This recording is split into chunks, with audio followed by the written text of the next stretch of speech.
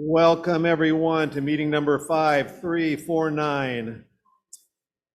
In a moment, please bring your guests up. I want to thank the Rotocare Committee for being the greeting line today. Anyone looking for a great committee to volunteer on, Rotocare does incredible work and has done that for decades. Anybody have a guest? Is that possible? 0 guests? Come on, Steve. Bring it on.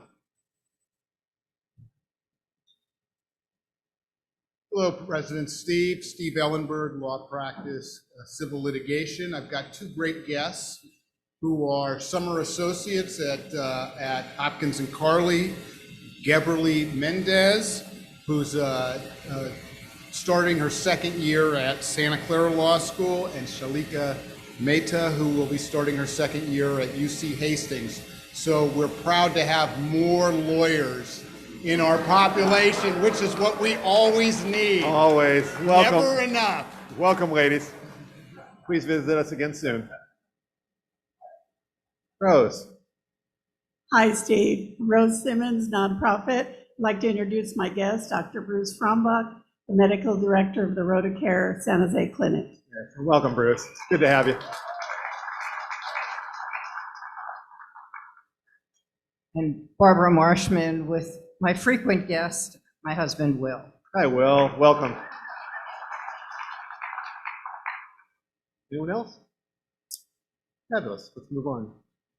Tu Do, would you come on up?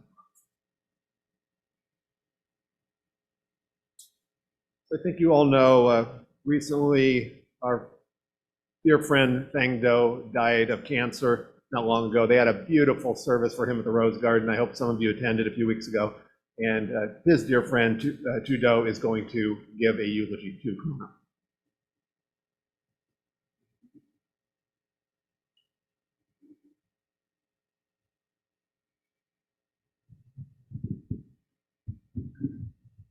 Hello, everyone.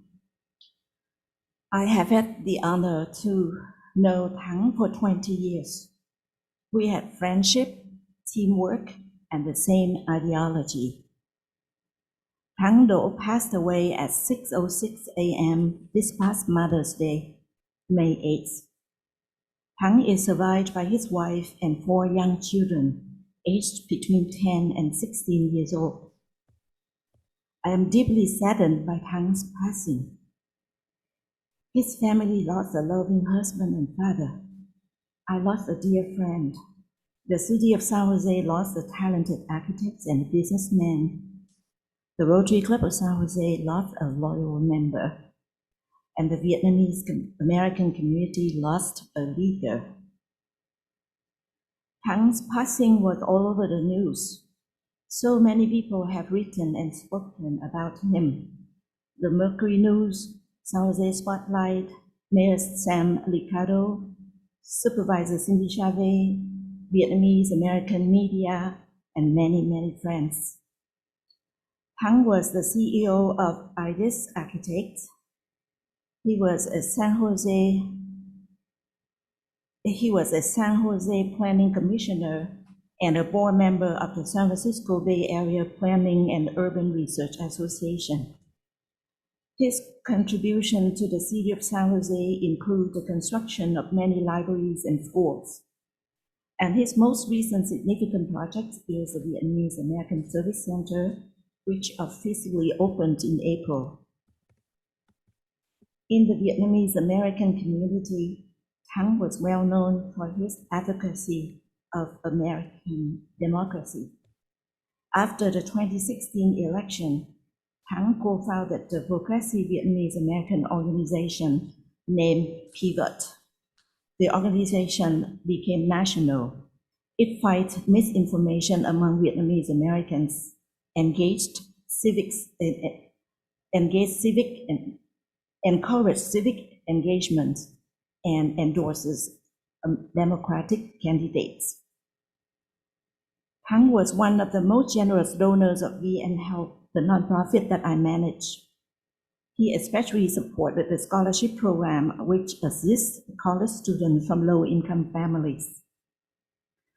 From 2009 to 2013, Tang was elected to be the chairperson of the board of directors of VN Help.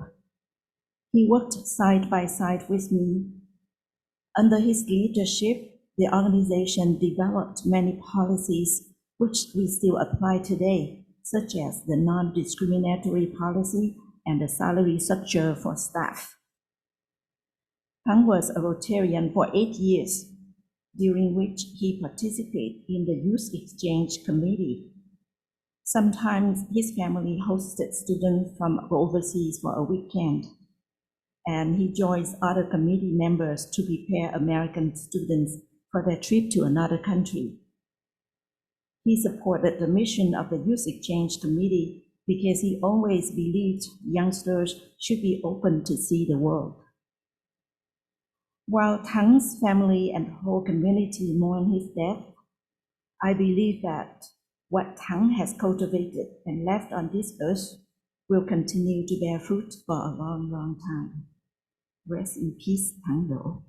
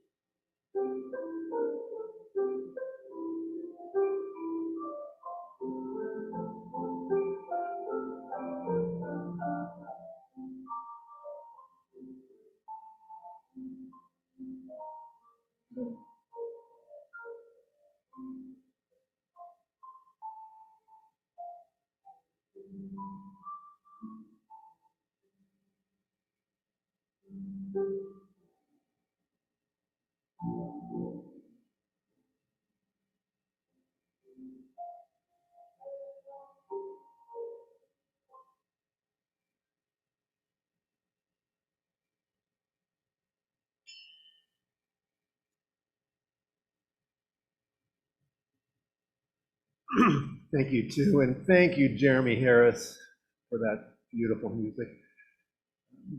Just a couple of personal thoughts about Tang. His office was right across the street from mine for 20 years or more, and I needed advice about lots of things all the time, like all my friends know, and I would call him a lot and just go have a beer with him or a coffee, and he was always so generous with his advice about everything and incredibly unpretentious. If you knew him, you know that's the case. And in the project John Ball and I and Sean and others have been working on, Urban Confluence, a lot of donors require a lot of coddling. Those of you in the nonprofit world are probably nodding your heads now.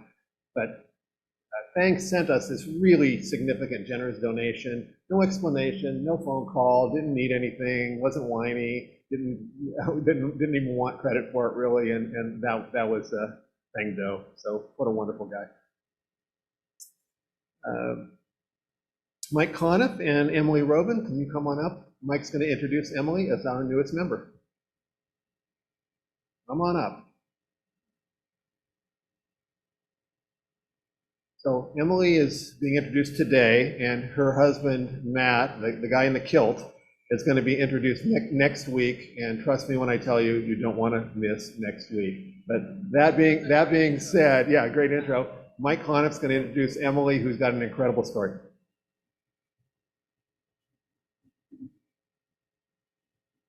Well, I'm really privileged to be able to introduce Emily Robin to our club.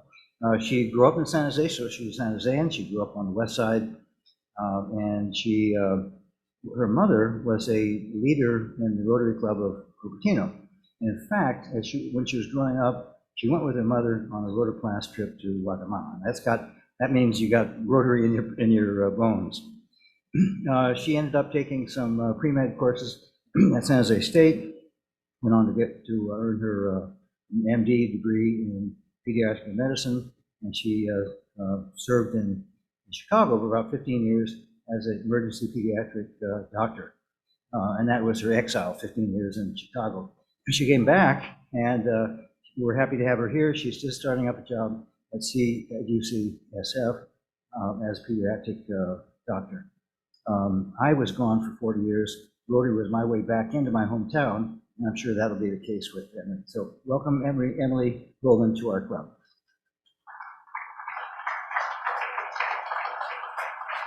Oh, that's really nice. Hey, everybody. I never got a standing ovation for anything. It's so exciting. I'm reading off some notes because I'm like so emotionally overwhelmed to be introduced into Rotary today. So normally I'm a pretty savvy public speaker, but I just didn't want to forget anything. So as Mike said, I'm a pediatric emergency medicine physician. I recently accepted a job as Director of Quality Improvement at UCSF Benioff Children's Hospital in Oakland. So in addition to the time that I actually spend taking care of patients in the emergency department, my academic focus is quality and process improvement, which basically means that I work with large multidisciplinary teams to improve the mechanics of patient care, to improve access to care, and reduce variability that can sometimes come from our subconscious biases. Some other things you might like to know about me. I went to Monte Vista High School. Go Matadors? Nobody? Okay, great, cool. My favorite color is pink. My favorite food is champagne. My favorite activities are exercising, arts and crafts, particularly crochet, crossword puzzles, eating snacks, and spending time outside with the 95, as of today, rescued farm animals who live with us on our property up in the East Hills. People who know me, I think, would describe me as funny, creative, energetic. People who really, really know me would probably describe me as introverted, passionate, and sentimental. And anyone who's ever met me has never used the words low-key, quiet, patient to describe me. I have an older sister who used to be an active Rotarian in Los Angeles. Now she's on the board of directors for her synagogue and is a full-time mom. I have a brother who lives up in Danville. He's a mechanical engineer. My dad lives in Los Angeles. He's a retired analytical chemist and an avid garden railroader. My mom was a school teacher, an educational endowment foundation director, a small business owner, and just all around the best person ever. When I was in high school and college, I watched my mom participate in countless local and international projects with Cupertino Rotary, and I was always just amazed at how much fun she was able to have while doing so much really hard work and really, really good work, putting her unique skills to good use. And when she took me on the rotoclass mission to Guatemala, I just knew that the day would come that I would be able to follow those footsteps. I have done many things that made my mom proud over the years, playing a Division I varsity sport, marrying a good man, graduating from medical school, showing my artwork in a professional setting. But I think that if she were here today to see this, this would be like the most proud moment of her whole life. So thank you for having me in your club.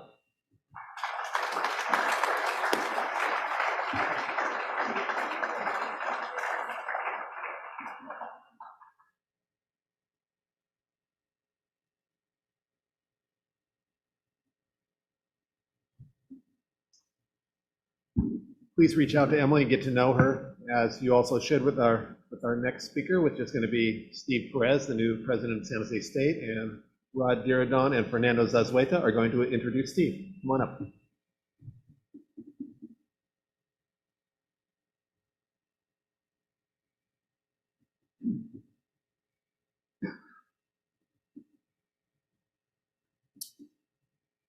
Mr. President, Steve, I'd like to introduce you to President Steve.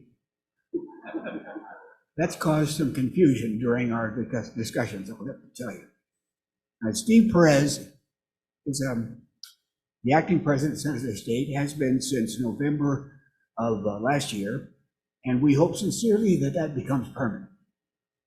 We see him doing things in the community in building the town-gown relationship that used to be here when Bob Corrett was here and Cassing and so on.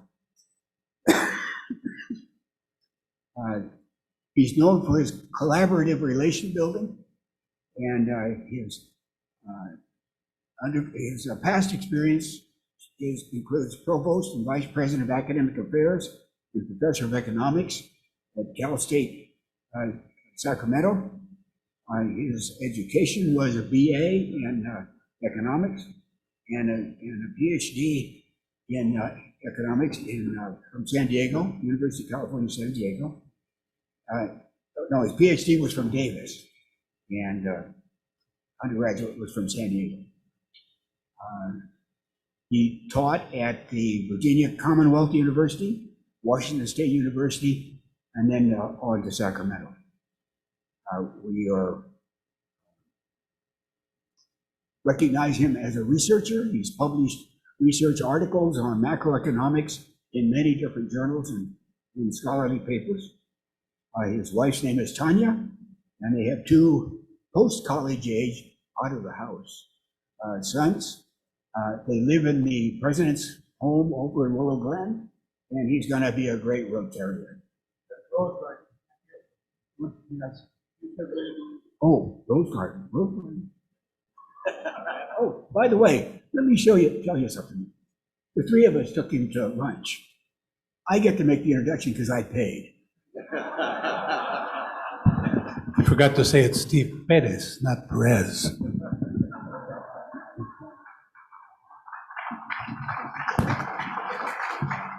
Thank you all. Thank you. And thank you, Fernando, Rod, Steve.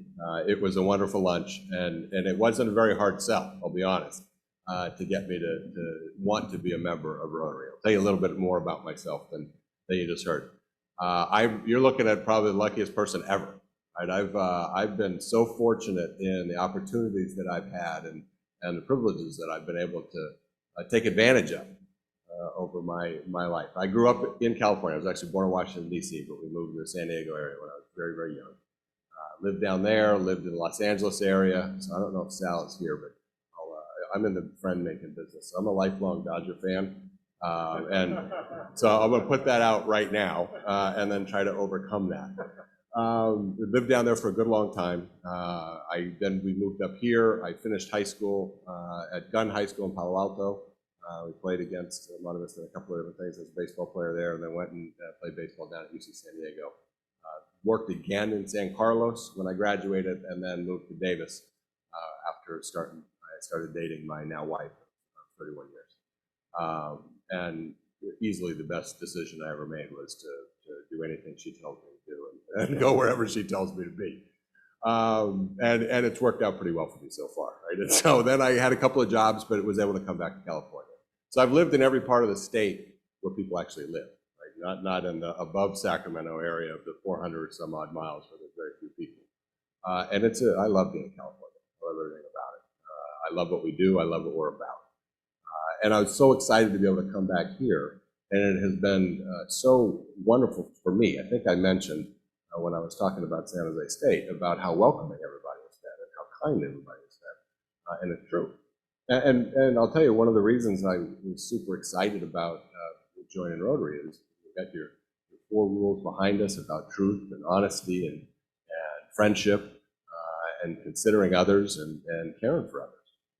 And joining a service organization among a bunch of people who are dedicating their time and their efforts to helping other people and caring for other people, it really means a lot to me. We live in a society that is easily divided, easily pointing at others and othering people. And I truly believe we can make conscious efforts to care for others instead. And when we make those choices and make those decisions, we're all going to be much better off. So, as I said, I've been so welcomed here, and I see everybody here, and I see the care and the effort they put into helping others in our community. That's why I feel so lucky, and I'm so proud to be able to become a member. And just want to thank you all very much. So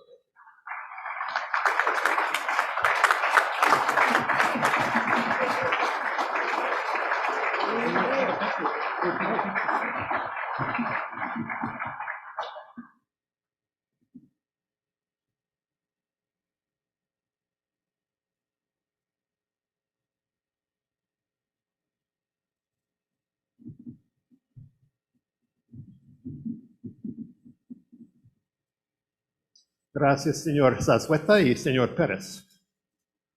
That was my attempt at Espanol. Matt Bell's going to update us on membership. Just a reminder to all of you, San Jose State is our university. Well, let's all reach out both to Steve personally and to connections at the university and support them in all ways. They're the most important institution in our downtown. So Matt Bell. Thank you, Steve. As a proud Spartan, I would wholeheartedly agree.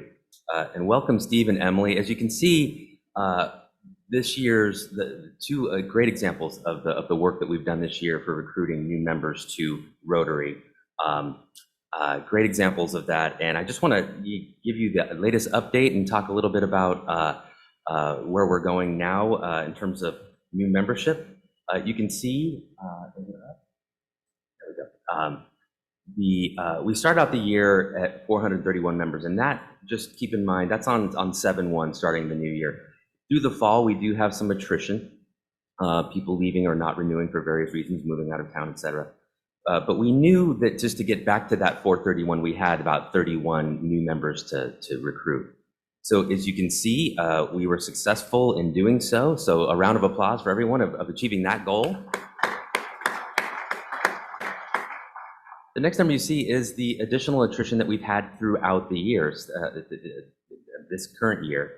And those people either relocating or resigning for whatever reason. So just total current members 422, we've got our work cut out for us in terms of staying at the size of club that we want to be able to have the impact that we have in the community with the dollars that we put out there, with the committees doing the work that they're doing, and the speakers that we get here for our weekly programs. So if we had not done this work, as you can see, we'd be well below 400 members at this time. So again, I just want to underscore the importance of this and making sure that we've got to keep doing it. If we want to stay where we are and to grow and thrive, we've got to keep up this great work. So having said that, here is a list of all of the new members thus far. I won't read them all, but you can see many outstanding new additions to the club this year. And again, we just heard from a couple of them. I'm glad that Emily gave that disclaimer about not being a very good speaker because she's so moved by the excellent speech. Here are the sponsors as well. Most importantly, these are the people that are going out and asking people, would you please join Rotary? You can see that we have a number who have multiple sponsorships this year. For the first time in quite a while, Mr. Deardan had some stiff competition from our very own Mike Conniff. How about a round for Mike and all the sponsors?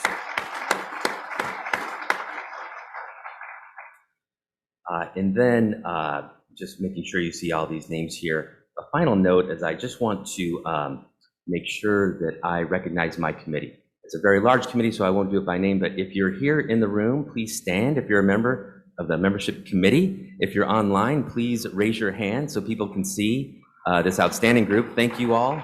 This is the group that's identifying new members. We're reviewing the applications and checking the references and making sure we continue a strong pipeline of membership for the club. So thank you all to our great committee. Looking forward to another great year leading that committee for you. Thank you.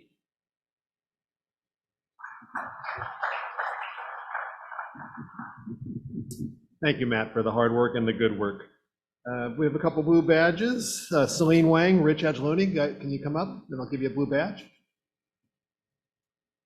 I was pretty confident Celine would make it, but I really wasn't sure if Rich would make it to the blue badge. Come on up, Rich, come on up. No, that's next week. You can show up for that.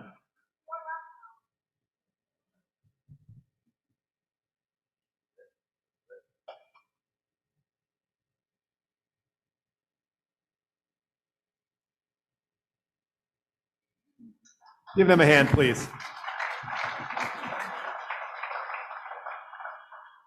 Incredible red badge class this year, including the two people who are going to do today's program in a moment. Is Karen Fox here? Karen, come on up for a second.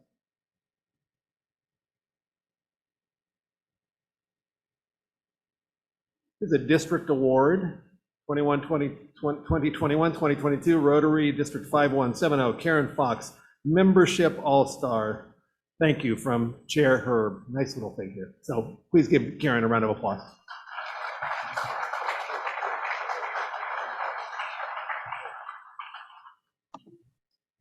Rose Simmons. Rose, come on up. Rose is going to talk about RotaCare.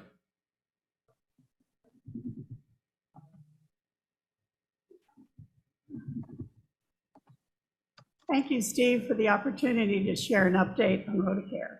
As many of you know, the RotaCare Clinic was started in 1989 by Dr. Mark Campbell and the Campbell Rotary. The mission of the free clinic is to provide equitable access to high-quality care for the uninsured, underserved, and unhoused in the community. The clinics are referred often to as the safety net of safety nets. The clinic is currently open 2 Wednesdays a month since they reopened following COVID. January through May, the clinic saw 122 patients. There were 116 televisit health visits and 56 clinic visits. Currently, they have 42 volunteers. The clinic sees individuals with diabetes, hypertension, and congestive heart failure. Some of you may recall Rita Moreno, who has been in a supporting role in numerous classic musical films, including West Side Story and The King and I. I'd like Brian to play a clip to hear her message about RotaCare, as she is a very supportive advocate. Rita Moreno, and let's talk about RotaCare Bay Area. Chances are you know about RotaCare and its extraordinary work among those who have no health care. It's possible you have even supported one of the clinics, like I have. There are 10, you know, dispensing help and hope to those who lack even to basic care. Well, thanks to the medical professionals who selflessly donate their time and skills, along with community volunteers and financial supporters like us, RotaCare Bay Area continues to serve those at the margins.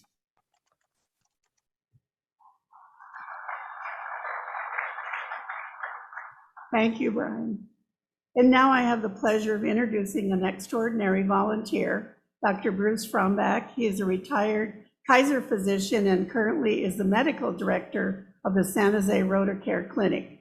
I'd like Bruce to share a little bit about the impact that he has made at the clinic and the impact the clinic has made on him. Bruce? Thank you, Rose. After 30 plus years as an internal medicine physician at Kaiser Permanente, I retired about 5 years ago, and have had the pleasure over the last 5 years of being a volunteer at the RotaCare Clinic in San Jose, and the last several years being the medical director. For me, it's a wonderful way to pay back to the community. It's a wonderful team of volunteer professionals who provide these services, and it's great to have the opportunity to do that. And we're only able to do that because of the wonderful support of our sponsors, and especially all the people in this room to help us to provide the services that we do. So thank you all very much for your ongoing support.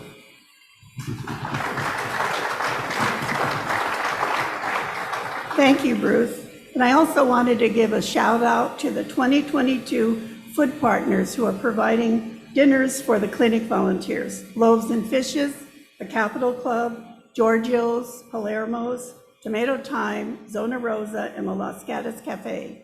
So when you are having dinner or having takeout, please give them a big thank you.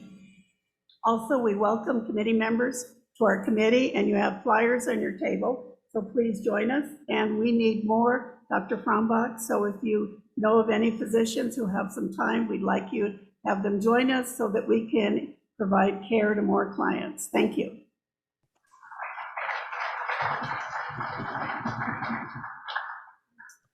Dr. Frombach, are you a member of Rotary? Not yet. Good answer. Wasn't that an interesting segue from the membership committee to Dr. Frombach?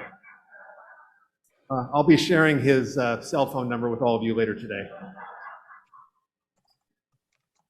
Next, we have today's program. Barbara Marshman is going to come up, and please also come up, Faisal Karimi, and Barbara will introduce and manage today's program. So please welcome both of them.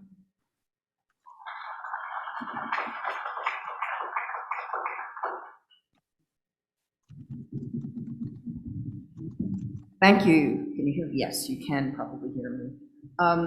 I'm truly honored today to introduce Faisal Karimi, who I can now say is the most courageous journalist I have ever personally met. Faisal fled Afghanistan with his family in August of 2021 when the Taliban were taking over and death threats became impossible to ignore. Why was he in danger? Well, consider his 20-year career. Am I making noise here? Okay. Faisal started as a reporter for a 24-hour news radio station, traveling the country and working with the Institute for War and Peace Reporting. Then he founded and directed both the Afghanistan Institute for Research and Media Studies and the Afghan Women's News Agency. He was a leading advocate for women in journalism and employed many in the news services he operated. This and his devotion to balanced reporting made him a target for the Taliban. For the past 12 years, Faisal also was an associate professor of journalism at Herat University. From 2010 to 2014, he worked with Diane Garazzi, whom I'm sure some of you know, perhaps many of you, from San Jose State University, and on a journalism training program, which brought him here for 3 months in 2013. Some of you may remember he and some colleagues visited the Rotary Club during that time. And he is now a visiting scholar at San Jose State. And I hope before we all leave today, President Steve Perez can meet Faisal Karimi, because I think you'd like one another for one thing. Faisal and his wife hope to make their home in this country. They have a son and a daughter, and their third child is due in August. Faisal, why don't you have a seat, and I'll join you in a minute. But first, I will introduce my co-questioner here, Mark McKenna, who is also a new Rotarian like me. Mark is the bionic red badger. He's a member of so many committees and started committees, and he's a lot to keep up with. He spent a decade working in Pakistan and Afghanistan on programs promoting women's rights and democracy. So it's no wonder that our President Steve, tapped him to organize a refugee support committee. Mark is the reason we have Faisal here today, and we're grateful for that. Welcome, Mark. Sorry Thank you very can't be here much. in person. Can you hear me all right? I'm on Zoom. We can. We don't see you. Oh, there you There. are. Okay. Hi there. Hello. It's Nice like, to- it's like Big Brother. Faisal, we didn't talk about this earlier, but this morning we all woke up to the news of a horrific earthquake in Afghanistan near the Pakistani border, and the last I looked, over 1,000 people were killed, I believe. Do you have any information coming in about that we might not have? Thank you, Barbara. Thank you for having me, and thanks for giving me this opportunity to talk with you here. Unfortunately, Afghanistan faced with a new crisis like earthquake. Almost more than 1,000 people were killed in Western Afghanistan due to huge and terrible earthquake in Afghanistan, and almost more than 2,000 people were injured, and as well as dozens of houses were destroyed due to this earthquake inside Afghanistan. So due to the Taliban government that that it doesn't have capacity to manage crisis, so that we see that people need emergency response, that food, medical, and shelter in this critical time. So the Taliban cannot manage that crisis. So still Afghan people need humanitarian assistance to manage the crisis. Do you think the Taliban would allow international aid?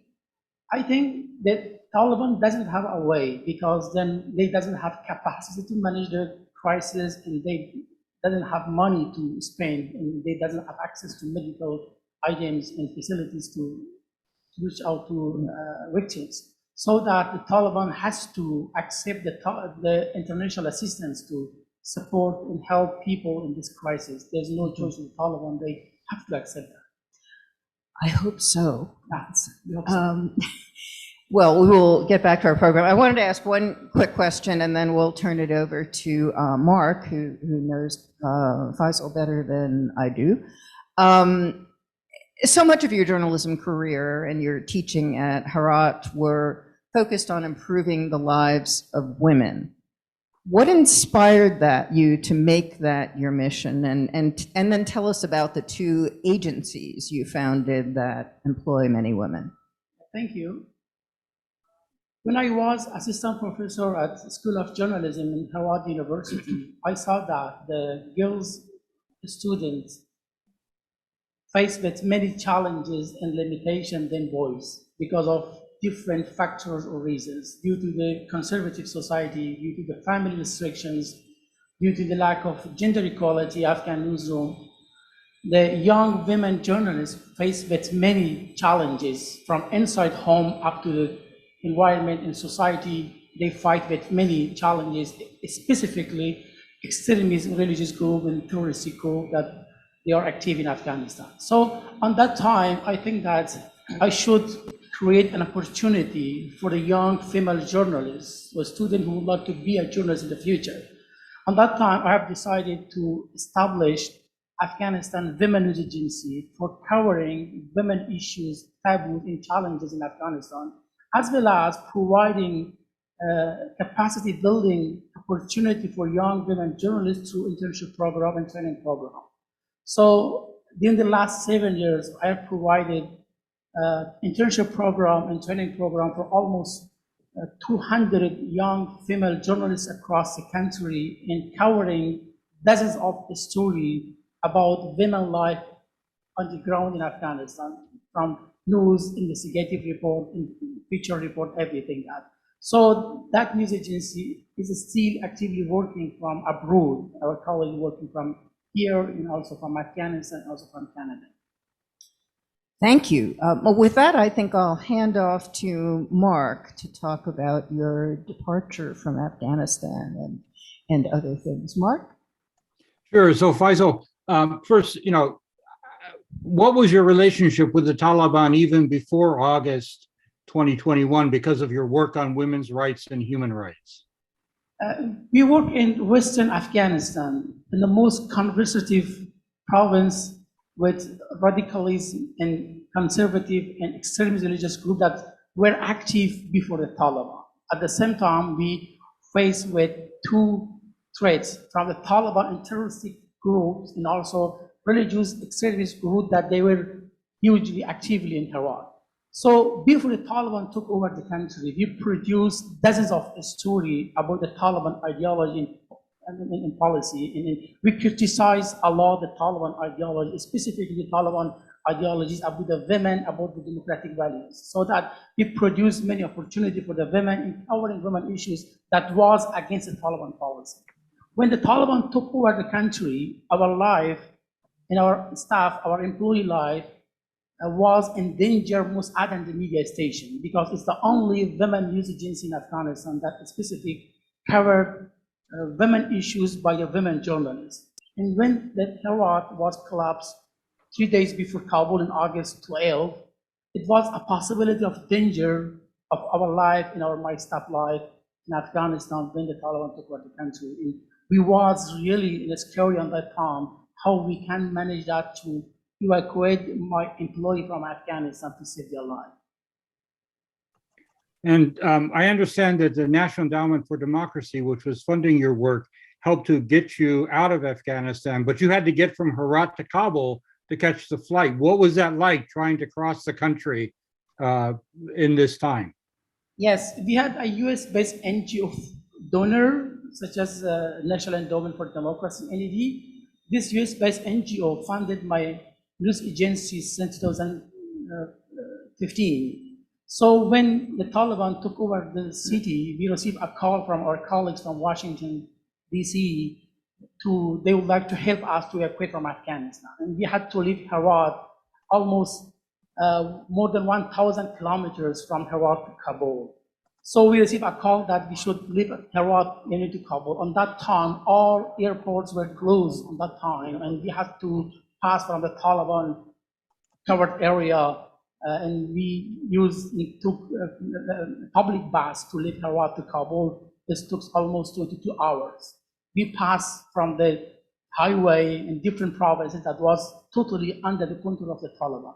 So we had to change my style. When the Taliban took over the country, my city, I grow my beer and I dress locals, and I tried to change my style to be not recognized by the Taliban. I, with my family and my colleagues, we took public transportation, public bus from Herat to Kabul almost for 22 hours, and we safely arrived in Kabul. And during the way, our bus was checked many times by the Taliban fighters. They come inside the bus and ask me some questions, and I had all of my English document, my degrees, my ID card that I work with the US government, with the US agency. I had to take all of documents to evacuate from and help me to evacuate from Afghanistan. So that it was terrible situation at that time that fortunately we safely arrived in Kabul in August 18. Thank you. So, and you were able to get to the airport, and then you flew to Dubai and then to Albania. Yes. What was it like being in that process? Absolutely. When we arrived in Kabul, we have to stay for a few days in Kabul because there was not possibility to enter to Kabul airport at that time because the overcrowding of people around in front of the Kabul airport gates, because all people come from across the country would like to go to the Kabul airport to leave Afghanistan. There was not possibility in the normal time to enter the Kabul airport. So that with coordination of the Qatari embassy in the United States government and Taliban, we arrived to Kabul airport from Kabul Srina Hotel with a escort journey from Kabul Srina Hotel to Kabul airport. At the midnight, there was 16 bus from Kabul Srina Hotel to airport that we was in the last bus, and fortunately could arrive to Kabul airport on the 3 a.m. at the midnight in Kabul airport. And we waited in Kabul airport for 16 hours, and after that we left Afghanistan to Abu Dhabi. And we didn't know that we are our next destination, where we are going. Just on that time, it doesn't matter for us that where we are going to. It doesn't matter, just want to leave Afghanistan, no matter where country, which places, or which type of the country. So that we helped and we evacuated from Afghanistan, from Kabul to Abu Dhabi. We were in Abu Dhabi for 4 days to stay there for some, as a transition way, and we came to Albania. And we spent in Albania for 7 months to come to the United States. And we were living refugee camp in Albania with more than 2,000 Afghan refugees who were with us in same refugee camp in Albania, in Tirana. So you were able to come to the United States in April, and you've been here since then. As Barbara mentioned, you're here with your wife, your 2 children, and you have a child on the way, but most of your family is still back in Afghanistan. So how is your family doing? How are your wife doing? How are your kids doing? How is the family back in Afghanistan? These days, my wife and my 2 children are happy that their life are safe and peace in the United States. At the same time, there are homesickness about our family members and close relatives who remain in Afghanistan. Our brothers, our sisters, our parents are still in Afghanistan, so that their life are in danger because of my job as a journalist. So that I'm not available to the Taliban, and Taliban would like to pressure my family because of me as a journalist, because I still continue my journalistic job through Afghanistan Women's Agency to criticize the Taliban and amplify the women's voices. So that we still have trauma of war, and we still concerned, and we have many stress these days. And my son, my wife, and also me, we have many nightmares every day, still after 10 months loss of the country by the Taliban. So that still to address our home cities, we reach out with our family with social media applications several times a week to talk with them. And I still thinking about their life. So when the Taliban started to door-to-door inspections in Afghanistan to search journalists and former security officers' home in Afghanistan to find some document, on that time I received a call from my mother. My mother told me that all of your media equipment, your document is storage in our home. What we should do? I called them, please burn and destroy all of them. And they destroy all 20 years, my journalistic efforts, my documents, my equipment, and burn them and destroy them. That because that document was stored in my mom's home. And if the Taliban came to see and visit my mom's home, that because my mom and my brother's home was possibility in danger with the Taliban, I told them, please destroy all of them. I destroyed all of my 20 years experience and history and background in Afghanistan. There was no choice to that because of to save my family. Thank you very much. Mark, I think to get to any questions before the end, we probably need to move to, do you want to say just a few words about your committee? Just very briefly. Well, I won't take much time because we're very near the end. Actually, rather than read the prepared remarks, I just received today a note from the organization that we gave donations to. And one of the quotes was particularly striking for me. This is from the client service officer. She wrote that her client was pregnant. The person, we gave her a sewing machine and a thermos. And the client's response, according to the social worker, was that there was sheer joy on her face. She was like, thank you, thank you, thank you. I finally can make my own clothes now.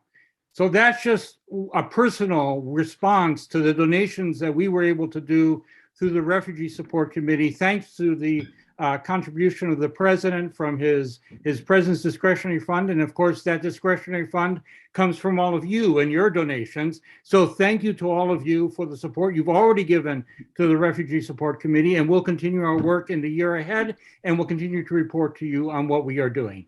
That's enough for now. Thank you, Barbara.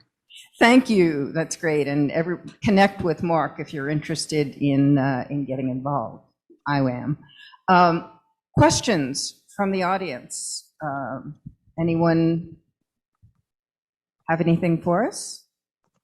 I thought we would. Here come a few people. Steve. First, thank you. What a amazing journey and story. And I feel like we're in the presence of a true hero today, and I'm grateful for you being with us. Can you talk to us about your perceptions from Afghanistan of the administrations, and maybe a little historic, the past two administrations, plans and efforts in terms of ending the war there in the United States involvement? You know, we heard a lot about chaos. It looked like chaos on TV, but I'm interested in getting your perspective on that. Yes, Afghanistan is in crisis the last 4 decades. Still, the war and crisis are increasing in Afghanistan due to different factors that we face in Afghanistan. The internal factor of war is because of conflict between ethnic groups in Afghanistan. The other factors, the most important one is the external factor that affect Afghanistan crisis is that Afghanistan is the proxy war of the foreign international countries and neighborhood countries. All the neighborhood countries, international power try to fight inside Afghanistan together. Is the most important external factor that affecting increasing Afghanistan crisis. During the last 2 decades, we reached to a stable. We had many achievements during the last 2 decades in Afghanistan. Since the United States left Afghanistan, that was the United States signed an agreement between Taliban and the United States. It was the start of collapsing Afghanistan. At that time, we believe that it's a deal between U.S. government and the Taliban that they would like to deliver or transfer government to the Taliban. At that time, we see that they signed with a contract with a terrorist group that killed American troops, United States security interests inside Afghanistan, and also Afghan people. It was the start of Afghanistan collapsing. So that the other factors was the corrupt government, which managed by the former President Ashraf Ghani, who was also a guy that was born in Afghanistan and grew in the United States, and he was assistant professor of Johns Hopkins University, and he became president in 2014. He was a corrupted president who signed a deal with Chief Executive Officer Dr. Abdullah, and they created a most corrupted government in the Afghanistan previous history. So that's all factors get together to Afghanistan collapse by the Taliban. Thank you. Another question? This will be our last question. I was going to ask you, in terms of relocating here, what has that been like? What surprises have you had coming into the American society, and how could a club like ours most help people who are relocating here? Coming to United States was my second journey. I came to United States in 2013, and I living in San Jose for 3 months, in downtown in Hotel Vienza for 3 months, and I have made many friends and colleagues. When we have a partnership agreement with San Jose State University from 2010 up to 2014, specifically Professor Silva and Professor Mike that helped us on that time. It was my second time to come to United States, but it was different because I came here as a refugee to stay here for always, because I cannot come back again in Afghanistan under the Taliban rule. So I came here with my family. I tried to get settled in the United States. I still looking for apartment to stay in the United States. So that I'm living with my family in a hotel in San Francisco right now and looking to get settled in the United States. Hopefully, my previous colleague in San Jose State University provided me a visiting research scholar program at San Jose State to spend a 6-month program to conduct a research with our colleagues there. And this was a unique and wonderful opportunity for me to start my job in the United States. So that I hope so be integrated in the United States government. Is difficult coming to United States, and being a refugee was my hardest decisions that I had before. So that there was no choice to stay in Afghanistan or live in Afghanistan or living in exile or some country. I preferred to come to United States because I have been here in the United States, and I had many friends and colleagues there, specifically in California, in San Jose State, in San Jose City. Right now, I hope to be a San Josean soon and be a San Jose resident, and next week or next couple of weeks that hopefully find an apartment to stay here. Thank you. It is not easy, so if anyone happens to have an apartment. Thank you so much, Faisal. This has been fascinating, and I hope you can meet some other folks, including President Steve from the university today, who may be able to help you. Mark, thanks very much. Sorry you had to be on remote, but we will see you soon. See you next Thank week you for the all. debunking. Yeah. Thank you all. Thank you. Thank you for having me.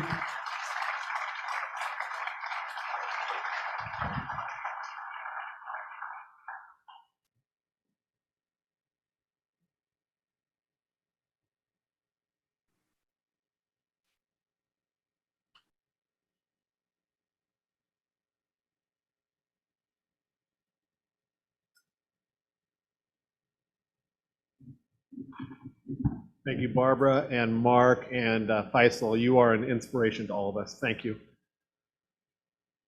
The board voted this week to raise our dues for the first time in 8 years.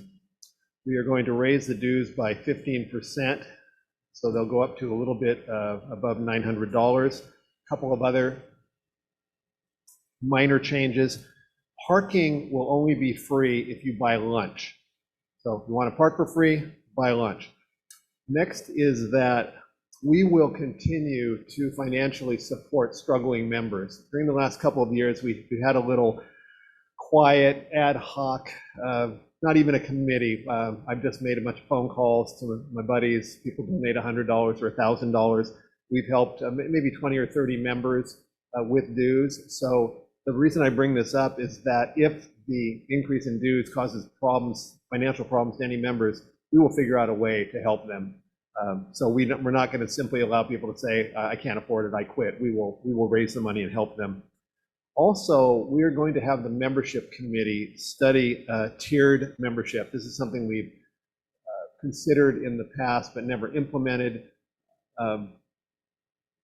Danny Bizzuto a couple years ago did a program trying to get young members, and Danny said very clearly at this meeting that the most common problem of young people in joining Rotary is dues. So maybe we'll come up with a $400 dues, $500, $200. I don't know what it'll be. We'll have Matt and his membership committee work on that. But I'm personally extremely supportive of that idea for people under 30, 40, 45. I don't know what the name is. Everybody looks young to me these days.